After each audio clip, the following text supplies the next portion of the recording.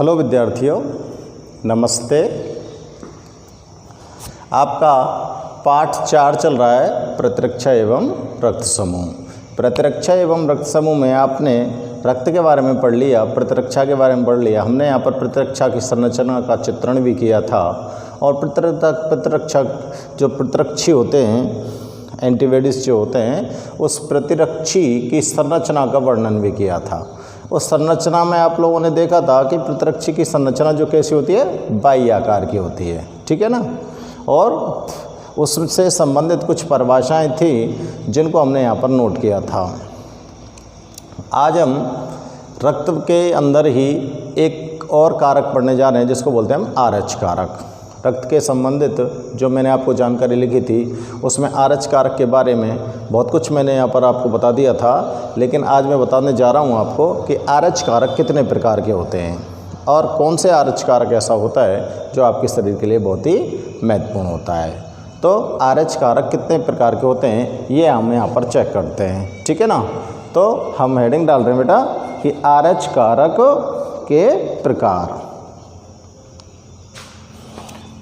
यहाँ पर नोट कर रहे हैं RH कारक के प्रकार। आपको पता है ना RH कारक क्या होता है। RH कारक जो होता है वो लाल रुधिर कणिकाओं की सतह पर पाया जाने वाला एक अतिरिक्त प्रतिजन होता है, क्योंकि लाल रुधिर कणिकाओं की सतह पर दो प्रतिजन A और प्रतिजन B ऑलरेडी उपस्थित होते हैं, जिनके आधार पर रक्त समूह का वर्गीकरण किया गया था। 4 वर्गों में रक्त को बांटा था, A, B, AB और O। लेकिन इन प्रतिजन A और B के अतिरिक्त एक और प्रतिजन लाल रुधिर कणिकाओं की सतह पर पाया जाता है जिसे हम कहते हैं RH कारक। RH कारक की खोज करने वाला जो वैज्ञानिक था वो कौन था? Karl Landsteiner. वैज्ञानिक का नाम क्या है? Karl Landsteiner. और RH कारक की खोज कहाँ पर की गई थी? मकाका रहीसस नाम के एक बंदर के अंदर की गई थी। मकाका रहीसस नाम के एक बंदर में की गई थी और उसके बाद से हम RH कारक को जानने लगे हैं। जिन लोगों में RH कारक पाया जाता है उनको तो RH धनात्मक बोलते हैं, और जिन लोगों में RH कारक नहीं पाया जाता है उनको RH ऋणात्मक बोलते हैं। तो इस पूरी दुनिया की जो आबादी है उसके अंदर लगभग 85% लोग RH धनात्मक हैं और 15% लोग मात्र कैसे RH ऋणात्मक हैं। आप लोगों ने ये देखा था कि रक्त समूह 4 प्रकार का है। रक्त समूह कितने प्रकार का है? 4 प्रकार का, AB और O। ये 4 प्रकार के जो रक्त समूह हैं, इसके अलावा भी इस A के 2 प्रकार हैं, A पॉजिटिव, A नेगेटिव। इसलिए इसी प्रकार के B पॉजिटिव, B नेगेटिव, और AB पॉजिटिव और AB negative, O positive, O negative. अब ये जो 8 रक्त समूह बने हैं, इन 8 रक्त समूहों में आपने देखा है कि हमने पॉजिटिव और नेगेटिव का चिन्ह लगाया है। पॉजिटिव और नेगेटिव चिन्ह का मतलब क्या होता है? तो देखो, अगर किसी व्यक्ति का A रक्त वर्ग है और इस A रक्त वर्ग के साथ RH कारक उपस्थित है तो उसको बोलेंगे हम A पॉजिटिव। समझ में आ गई बात? अगर A रक्त समूह के अंदर RH कारक उपस्थित है तो वो A पॉजिटिव बन जाएगा, और RH कारक नहीं है तो वो क्या बन जाएगा? A negative. ठीक है ना। तो ये जो टेबल मैं दिखा रहा हूँ आपको, ये इसी तरह से बनती है। RH कारक अगर उपस्थित है तो उसको पॉजिटिव बोलेंगे, और RH कारक अगर उपस्थित नहीं है तो उसको नेगेटिव बोलेंगे, ठीक है ना। तो इसी प्रकार से और आगे हम इसकी एक टेबल बना देंगे आपको जिसमें पूरे रक्त समूहों का वर्गीकरण दिया जाएगा। अब यहाँ पर हम बात करते हैं किसकी? RH कारक की। RH कारक मनुष्य के अंदर जो पाए जाते हैं वो कितने प्रकार के होते हैं, ठीक है ना। तो RH कारक के बारे में आपको ये पता चल गया कि कहाँ से आया, किसने इसको खोज किया, और ये कितने लोगों के अंदर उपस्थित होता है, ठीक है ना। तो अब हम बात करते हैं RH कारक के प्रकार की। तो देखो, मनुष्य में या मानव में 5 प्रकार के, कितने प्रकार के? 5 प्रकार के RH कारक पाए जाते हैं। मनुष्य में कितने प्रकार के RH कारक पाए जाते हैं?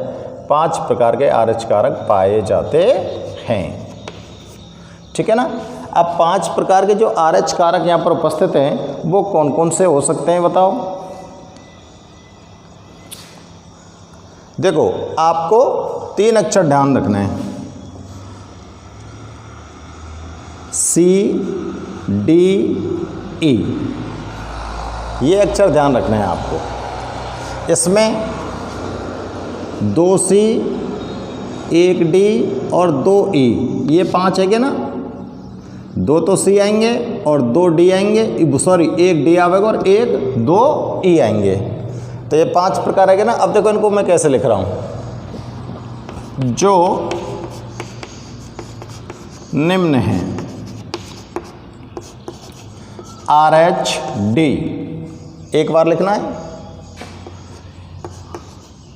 RH E, एक बार कैपिटल E लिख दो, 2 बार लिखना है ना इसको, RH स्मॉल e और RH कैपिटल C और RH स्मॉल c। कितने प्रकार के हो गए बताओ बेटा? 5 प्रकार के है कि नहीं है कि?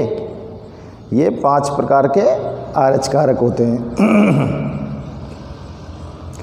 इन सभी RH कारकों में सबसे महत्वपूर्ण RH कारक कौन सा होता है?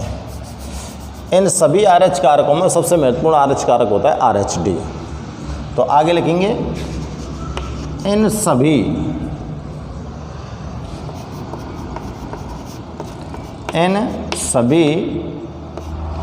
में RH D महत्वपूर्ण होता है।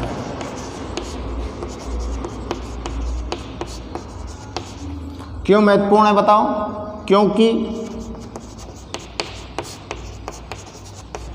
क्योंकि यह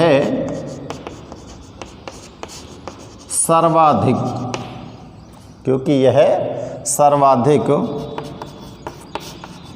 प्रतिरक्षाजनी होता है। सबसे ज़्यादा प्रतिरक्षा की जो क्षमता पाई जाती है वो किस में पाई जाती है? RH D में पाई जाती है। ठीक है ना। क्योंकि ये क्या होता है? सर्वाधिक प्रतिरक्षा जनी होता है। तो समझ में आ गए मनुष्य के अंदर कितने RH कारक होंगे? 5 होंगे। कौन से अक्षर ध्यान रखने हैं? 3 C D E। कितने अक्षर ध्यान रखने हैं? 3 C D E, और जिसमें D 1 है, E 2 है और C 2 है। एक पोत बड़ा लिख दो, एक पोत छोटा लिख दो। ठीक है ना। RH D, RH E, RH small e, RH capital C, RH small c। और इन सब में महत्वपूर्ण कौन सा है? RH D। ठीक है ना। और RH D क्यों महत्वपूर्ण है? क्योंकि ये सबसे ज़्यादा प्रतिरक्षाजनी होता है। तो ये RH कारक के प्रकार हो गए। अब देखो साहब, जब एक व्यक्ति का रक्त दूसरे व्यक्ति को दिया जाता है, यानी कि रक्त का आदान किया जाता है, तो उस समय किस चीज़ का ध्यान रखा जाता है? उस समय ध्यान रखा जाता है कि रक्त का समूह समान हो। समान समूह का रक्त ही उस व्यक्ति को दिया जाएगा, अन्यथा उस व्यक्ति की मृत्यु हो सकती है अगर गलत वर्ग का रक्त चढ़ गया तो। अगर A वर्ग का व्यक्ति है तो उसको A वर्ग का ही ब्लड दिया जाएगा, समझ गए। B वर्ग का व्यक्ति है तो उसको B वर्ग का दिया जाएगा। तो जिस वर्ग का जो व्यक्ति है उस वर्ग को उसी प्रकार का रक्त दिया जाता है। इसके बावजूद भी किसका ध्यान रखा जाएगा? RH कारक का ध्यान रखा जाएगा। अब जिस RH कारक का आप ध्यान रखे हो तो वहाँ पर ये पता चलेगा आपको कि ये रक्त वर्ग A पॉजिटिव था कि नेगेटिव था। तो पॉजिटिव है तो आपको पॉजिटिव ही देना पड़ेगा और नेगेटिव है तो आपको नेगेटिव ही देना पड़ेगा, क्योंकि पॉजिटिव में कौन उपस्थित है? RH कारक उपस्थित है। नेगेटिव में RH कारक उपस्थित नहीं होता। अगर बाई चांस ऐसा हो जाए कि अगर किसी व्यक्ति का ब्लड ग्रुप पॉजिटिव है और उसको आपने नेगेटिव वाला ब्लड दे दिया, यानी कि गलत वर्ग का रक्त अगर किसी व्यक्ति को दे दिया जाता है तो उसमें क्या होता है कि लाल रुधिर कणिकाओं के ऊपर जो प्रतिरक्षी पाए जाते हैं वो आपस में एक क्रिया करते हैं, ब्लड रक्त समूहन की क्रिया करते हैं और रक्त समूहन की क्रिया से एक दूसरे को नष्ट कर देते हैं, जिससे आपका यकृत, प्लीहा, किडनी सब फेल हो जाते हैं और अंततः व्यक्ति की मृत्यु हो जाती है। ठीक है ना। तो इस प्रक्रिया को बोलते हैं हम रक्त समूहन की क्रिया। क्या बोलते हैं हम? रक्त समूहन की क्रिया। तो यहाँ पर हम नोट करने जा रहे हैं कि रक्त समूहन की क्रिया क्या होती है और ये किस प्रकार होती है, और ये जो रक्त समूहन की क्रिया है ये हमको किस प्रकार हानिकारक होती है। ठीक है ना। तो रक्त समूहन क्या है, यह किस प्रकार हानिकारक है, समझाओ। हमारा प्रश्न ये बनता है। तो अब नेक्स्ट हेडिंग है हमारी रक्त समूहन।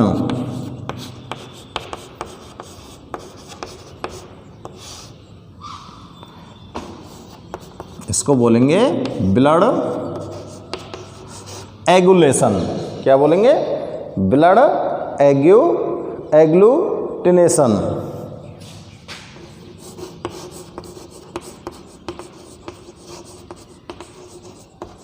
रक्त समूहन। देखो, रक्त समूहन के बारे में हम क्या लिख सकते हैं। अभी आपको बताया था अगर किसी व्यक्ति को गलत वर्ग का रक्त चढ़ा दिया जाएगा तो उसके अंदर ये प्रक्रिया होगी। तो रक्तदान के समय लिखेंगे यहाँ पर, रक्तदान के समय रक्त समूह के साथ, रक्त समूह के साथ RH कारक का मिलान करना, RH कारक का मिलान करना भी आवश्यक है। अगर आप रक्तदान कर रहे हो तो रक्तदान के समय आपका रक्त समूह की जांच की जाती है और रक्त समूह के साथ साथ किसकी जांच की जाएगी? RH कारक की भी जांच की जा सकती है। यदि RH धनात्मक वाले व्यक्ति का रक्त RH ऋणात्मक वाले व्यक्ति के शरीर में स्थानांतरित कर दिया जाए, यदि RH धनात्मक वाले व्यक्ति का रक्त RH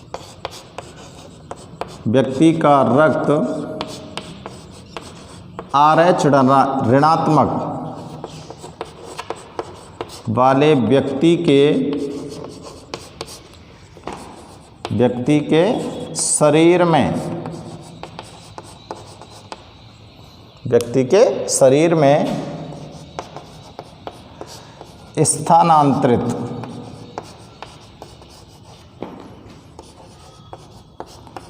कर दिया जाए,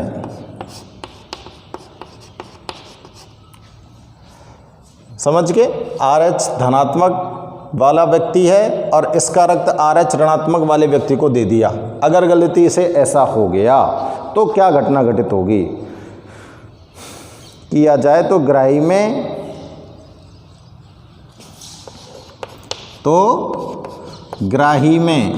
जो रक्त ले रहा है, ग्राही में RH कारक के विरुद्ध, किसके विरुद्ध? RH कारक के विरुद्ध, ग्राही में RH कारक के विरुद्ध एक प्रतिरक्षी का निर्माण हो जाएगा। कौन सी प्रतिरक्षी का? प्रतिरक्षी मैंने बताई थी ना आपको, IgG प्रतिरक्षी का निर्माण हो जाता है या हो जाता है। कौन सी प्रतिरक्षी बन गई भैया? IgG प्रतिरक्षी बन गई। और ये जो IgG प्रतिरक्षी जो बनी है ये क्या करेगी? ये RH वाली जो RBC हैं उनको नष्ट करेगी। यह प्रतिरक्षी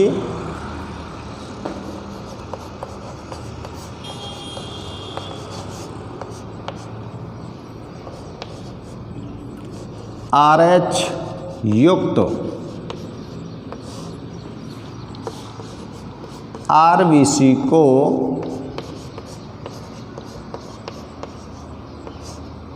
नष्ट करने लग जाती है।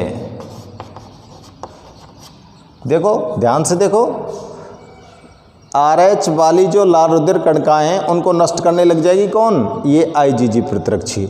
अब जब RBC नष्ट हो जाएगी तो आपके शरीर के अंदर खून की तो कमी आएगी ही आएगी, और जब शरीर में खून की कमी आएगी तो हमारा शरीर किसकी ओर अग्रसित होगा? मृत्यु की तरफ। ठीक है ना? इस प्रक्रिया को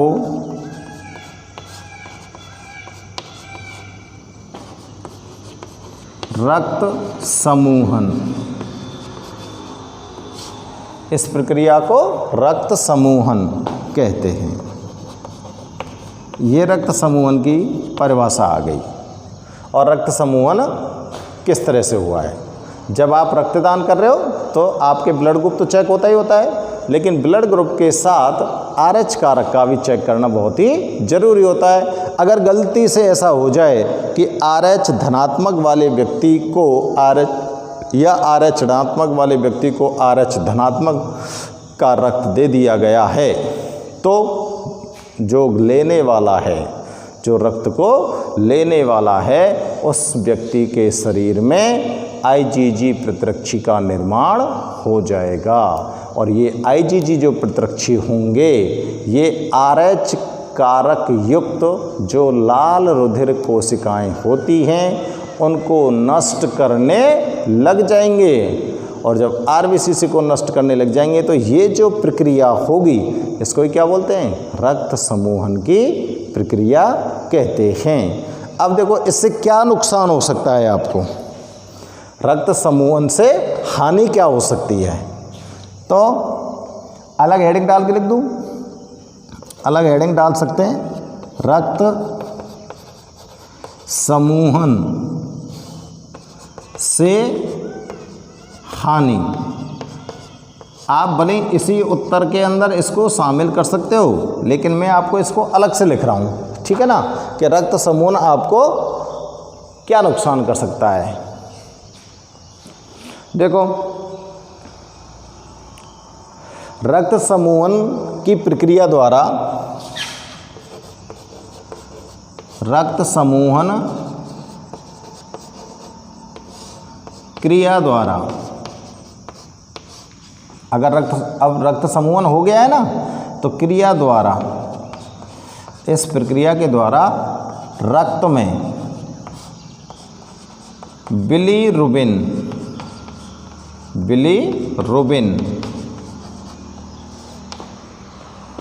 नामक हानिकारक पदार्थ, कौन सा पदार्थ है? नाम ध्यान करो, बिलीरुबिन नामक हानिकारक पदार्थ की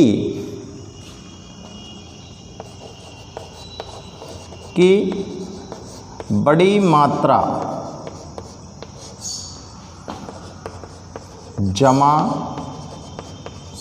हो जाती है। बिलीरुबिन पदार्थ की बड़ी मात्रा जमा हो जाती है। अब ये बिलीरुबिन जो पदार्थ है ये बड़ा ही हानिकारक होता है बेटा। अब जब इसकी अधिकता हो जाती है, यहाँ पे लिखें फिर, बिलीरुबिन की अधिकता के कारण यकृत, लीवर, यकृत का कहेंगे लीवर, यकृत, प्लीहा, यकृत प्लीहा,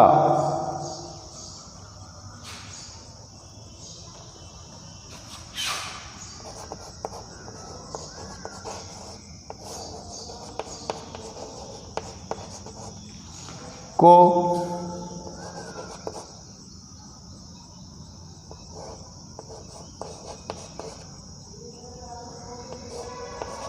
हानि पहुंचती है और वृक्क विफल हो जाते हैं, वृक्क विफल हो जाते हैं। अंततः व्यक्ति की मृत्यु हो जाती है। अंततः व्यक्ति की क्या हो जाएगी? व्यक्ति की मृत्यु हो जाती है। तो ये रक्त समूहन की प्रक्रिया जो होती है उससे होने वाली आपको हानि है। समझ में आ रही है ना बात? रक्त समूहन की प्रक्रिया से कौन सा हानिकारक पदार्थ बनता है? बिलीरुबिन हानिकारक पदार्थ बनता है, जो कहाँ पर पहुँचेगा? जब बिलीरुबिन रक्त के अंदर अधिक मात्रा में हो जाएगा तो ये कहाँ पर पहुँचेगा? यकृत में पहुँचेगा और प्लीहा में पहुँचेगा। यकृत और प्लीहा में पहुँच के दोनों को नुकसान करेगा और इन दोनों से फिर निकल के कहाँ पहुँचेगा? वृक्क में पहुँचेगा।